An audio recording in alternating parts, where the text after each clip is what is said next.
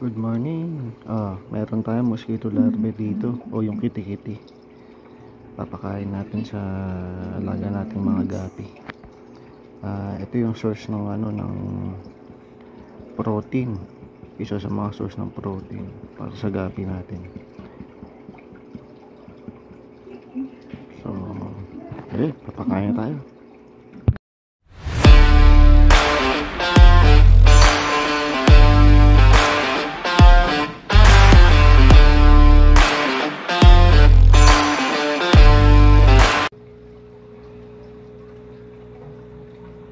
Sakto na yan para sa mga breeder natin. Tsaka marami naman to solve sila dyan. Dito naman sa kabila, ito mga breeder din natin to blue panda.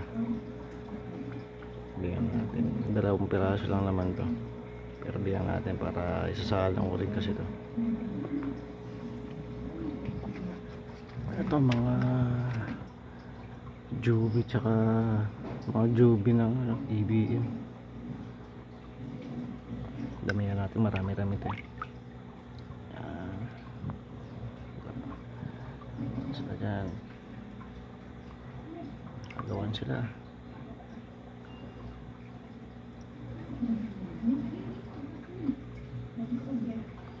Dito rin sa kabila.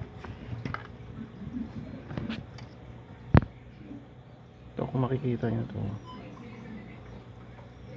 may EBM din to, puro babae. Meron ding shrimp yan, RCS, hinalo ko. Nagkaanak na ngayon. Nanganak na yung RCS dyan, 5 piraso nilagay ko. Ayun. Tapos ito yung mga anak niya.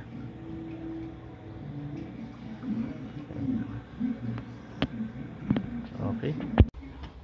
Ito mga ko to, mga